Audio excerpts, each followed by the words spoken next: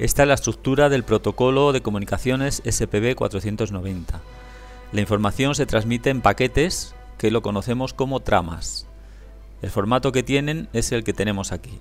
Hay un byte de inicio, a continuación están los 2 bytes de dirección, el siguiente es un byte de secuencia, luego el byte de longitud del mensaje, los bytes que hay desde este punto justamente hasta que finaliza el mensaje.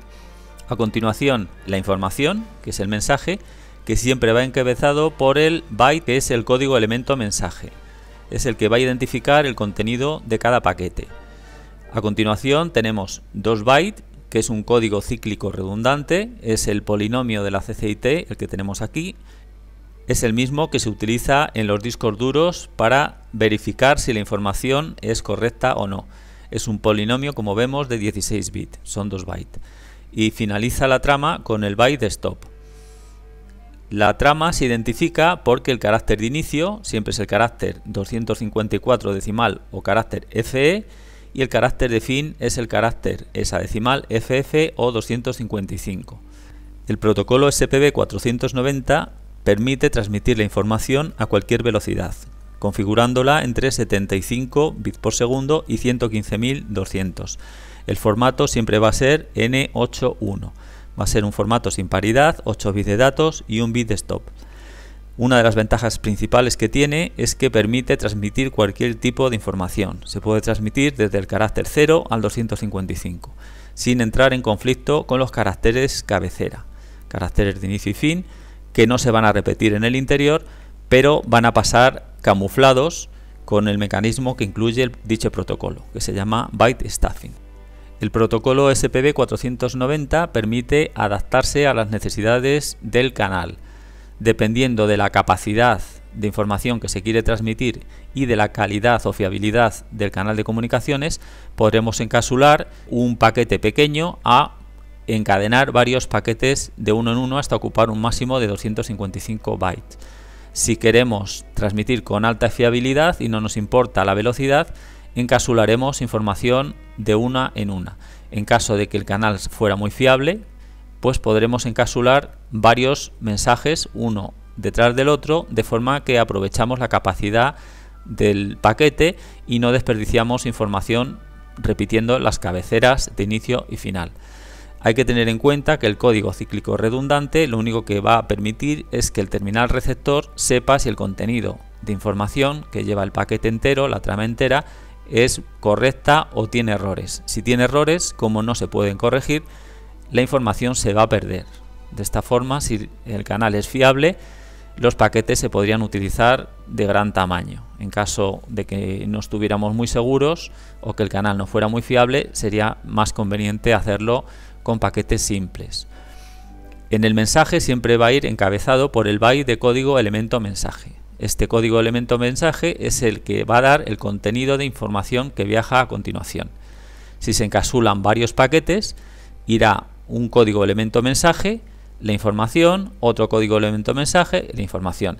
Dependiendo del tipo de información que se transmita, en el caso de que sea información dirigida al dataset, a una hoja de datos o un número de programa del propio codificador RDS, esta información viajará a continuación del código elemento mensaje.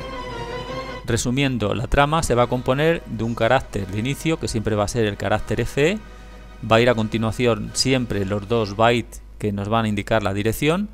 A continuación va el byte de secuencia. Este byte de secuencia, en caso de que no se vaya a utilizar, no se vaya a transmitir ningún código de secuencia, será el 0.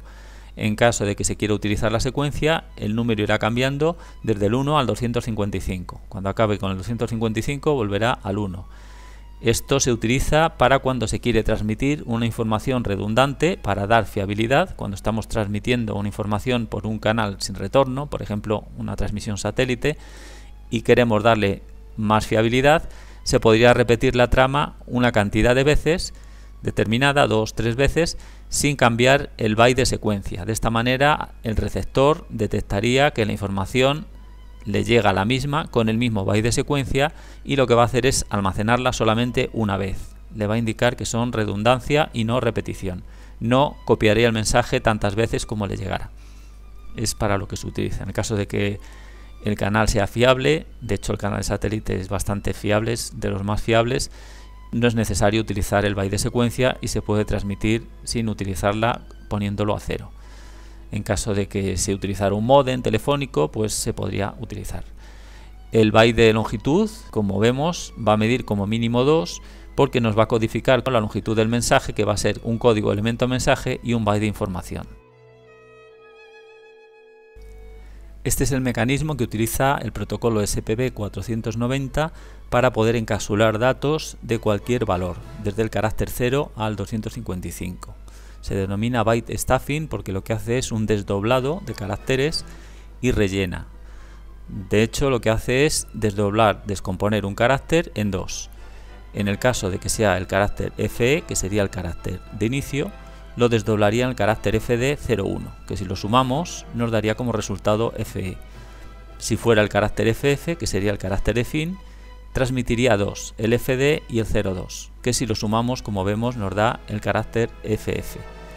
Para camuflar también el carácter FD, ya que lo estamos utilizando dentro de información, porque también podría ser el caso de que transmitiéramos el carácter FD como dato. En ese caso, el carácter FD también se desdobla, de forma que cuando se transmite un carácter FD dentro de la trama, se transmite un FD y un 00. De esta manera, el receptor lo que va a hacer es, lo primero, cuando recibe la trama, es quitar el carácter de inicio y fin, los va a eliminar, y a continuación lo que va a hacer es escanear toda la información que le llega desde el carácter de inicio hasta el fin. En el caso de que vea un FD, va a sumarlo a lo que haya a su derecha, y de esta forma va a recomponer la trama. Vamos a verlo desde abajo hacia arriba. En el caso de que recibiera esta información, el receptor quitaría el carácter FF, el FD, no hay ningún FE, ningún carácter FF en medio, por lo tanto va a identificar claramente que este es el inicio, este es el final, se va a quedar con esta información y a continuación lo que haría antes de nada es buscar el carácter FD. Aquí lo ha encontrado y ve un 02, lo suma y lo convierte en un FF. Y a continuación ya no ve ninguno más. Pues aquí tendría el contenido de la información de la trama. Esta información es la que a continuación el codificador RDS leería si está su dirección contemplada en el rango site y coder, si está su dirección, para almacenarla. En caso de que no estuviera su dirección, pues esta trama tampoco la cogería. En caso de que la dirección fuera la correcta, analizaría el código cíclico redundante, comprobaría si la información es correcta o no. Si comprobara que este código cíclico redundante es correcto, la información la almacenaría. A continuación vería el byte de secuencia, la longitud del mensaje. La longitud del mensaje en este caso es el carácter B, que son 11 caracteres, los podemos contar, 1, 2, 3, 4, 5, 6, 7, 8, 9, 10 y 11, justo hasta aquí, que es donde finaliza el mensaje.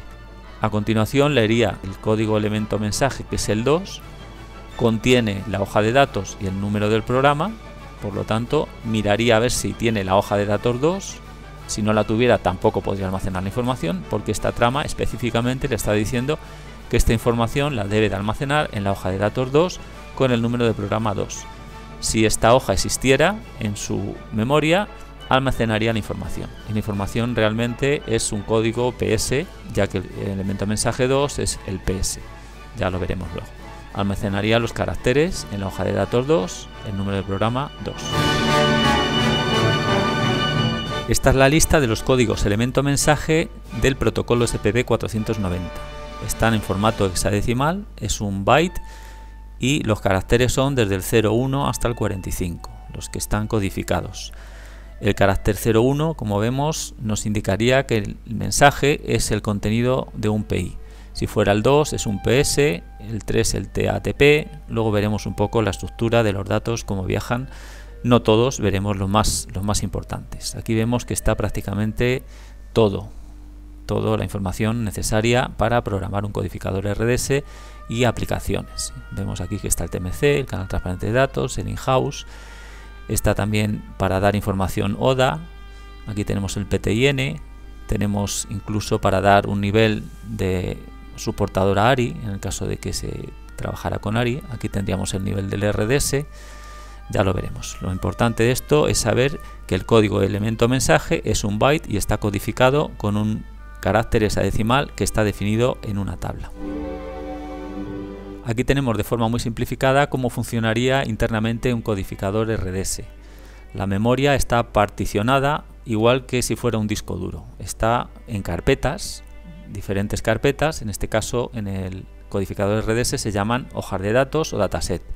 Lo dividimos en una serie de hojas de datos, dataset, y repartimos la memoria entre tantas como el fabricante nos permita.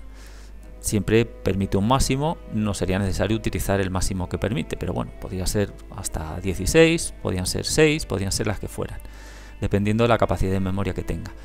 Esta sería la información que se va a transmitir a los aparatos de radio, la información básica del RDS, como es el PI, PS, PTI, TP, TA, bueno, toda la información que vemos aquí. Lo que son las aplicaciones irían aparte en otro banco de memoria, otros bancos de memoria, divididos también en bloques para cada aplicación. Eso iría aparte. La hoja de datos almacenaría en su secuencia si tiene que transmitir esa información o no. O sea, la leería de la propia hoja de datos que estuviera activa en ese momento, pero no la almacenaría en el propio bloque de memoria, lo almacenaría fuera. Lo que haría es una llamada a la parte de memoria externa de la aplicación para transmitirla. De esta forma, mediante una trama, en este caso es el código elemento mensaje 1C, se puede dar una orden al codificador RDS para que haga una conmutación y seleccione una hoja de datos, la que queramos. De esta manera el codificador RDS puede tener preprogramados diferentes presets, diferentes configuraciones, y simplemente con una orden la cambiamos, le cambiamos todo el banco de memoria, toda la información que se va a transmitir en un momento dado. De esta manera podemos tener una configuración hecha para un programa que está transmitiendo con programación nacional, con el PI diciendo que es información nacional, el PS y las frecuencias alternativas de cuando está en modo programación nacional, y tener en otra memoria, en otro dataset, almacenado toda la configuración del mismo programa, pero cuando está en desconexión regional, de forma que nos cambiaría el segundo carácter del PI. El PS podría ser personalizado también, podría ser otro radiotexto, bueno, tendríamos otra información totalmente diferente. Y de esta manera, simplemente con una orden, que sería con una trama, haría un cambio total de todo lo que está transmitiendo este codificador RDS. No habría que estar programando dentro del propio dataset toda la información con frecuencias alternativas y todos los parámetros cada vez que hiciera falta hacer una desconexión. En realidad esto lo que haría es conectar al modulador RDS la información de la hoja de datos que tenemos activa en cada momento. Con el protocolo SPB 490 es posible programar a un codificador RDS para que ponga restricciones en la entrada de alguno de sus puertos a algún tipo de datos. Los puede filtrar por código elemento mensaje.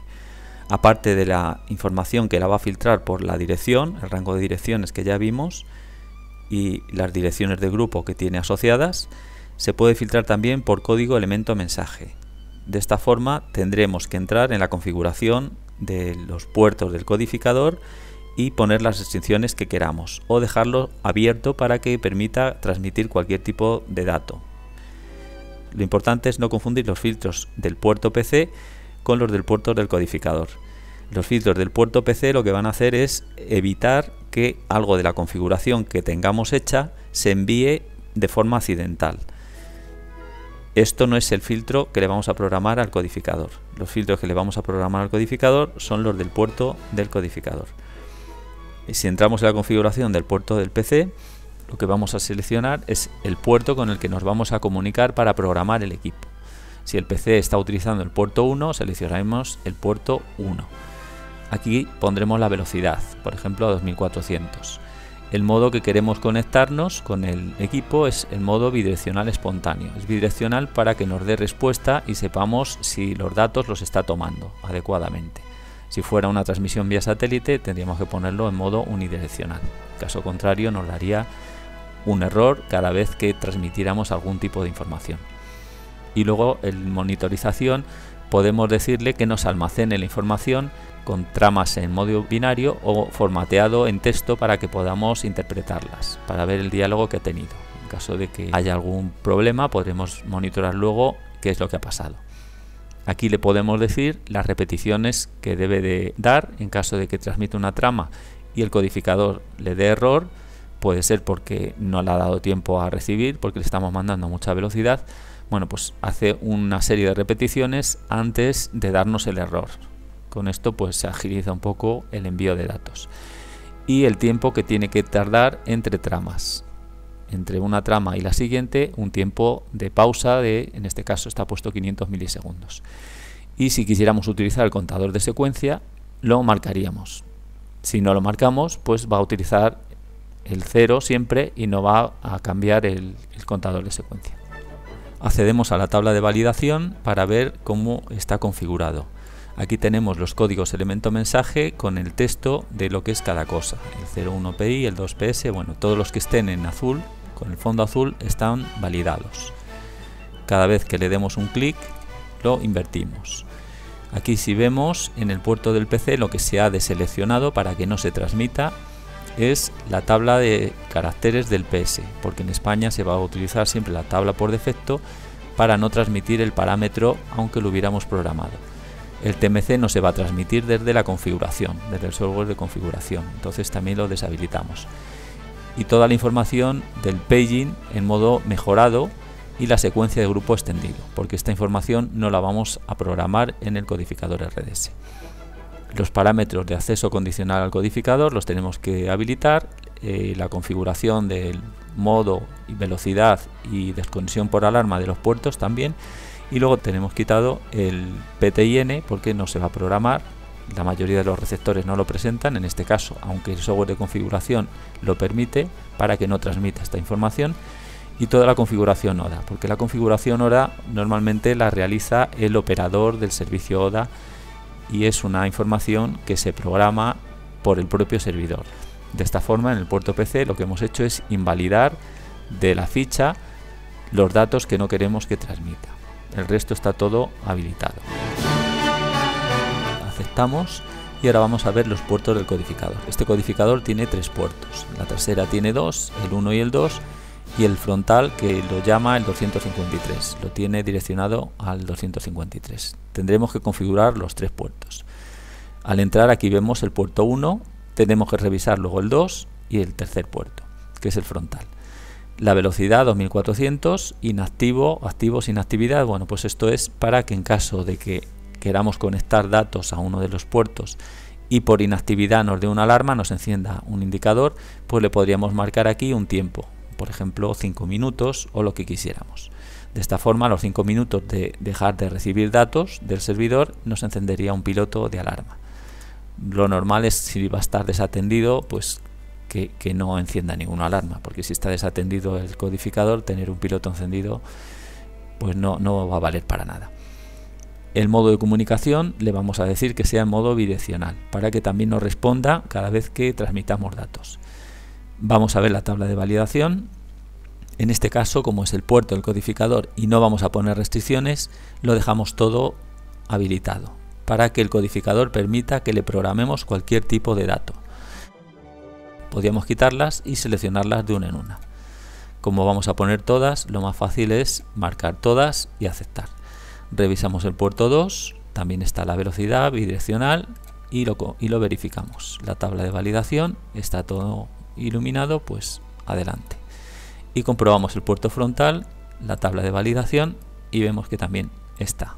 Con esto aseguraríamos que este codificador tiene los 3 puertos, los 2 traseros y el frontal, que permite transmitir cualquier tipo de información. Cuando le programemos no nos va a rechazar ninguna información. Es importante que la velocidad del puerto PC sea la misma que la del puerto del codificador, porque si vamos a programar a una velocidad y el puerto le hemos puesto a otra, cuando llegue la información de velocidad del puerto la va a cambiar y la comunicación se va a interrumpir. De esta forma no podríamos programarlo, tendríamos que volver a cambiar la velocidad del puerto PC y fijarla a la que le hubiéramos puesto en el puerto del codificador. Si queremos monitorar las tramas del diálogo que ha tenido el codificador RDS con el software, como hemos dicho que lo monitorara, accedemos sobre la carpeta donde está instalado el programa, en este caso se llama confspb, y tenemos el confspb-mon. Lo abrimos y aquí podemos ver las tramas que ha transmitido y las que ha recibido. Podemos hacerle espacio si queremos cada 2 bytes y veríamos la información de forma más legible. En este caso vemos la dirección, el carácter inicio, el carácter de fin. La dirección es la 00FD, es un byte stuffing lo que hay aquí, FD01, esta sería la dirección, sería la dirección FE. Este sería el byte de secuencia, no se está utilizando, está 0. La longitud del dato, que son 2 bytes, 1 y 2, este sería el checksum. Este el código elemento mensaje, que es 2C, que es el modo de comunicación, y aquí le estamos diciendo en el byte un 02, que es en modo bidireccional. La primera trama que ha enviado es que le ha dicho al codificador que se ponga en modo bidireccional. Bueno, pues así podríamos ir analizándolo con las respuestas que ha ido teniendo y ver si ha habido algún problema, detectar cuál es el mensaje de error que nos ha dado.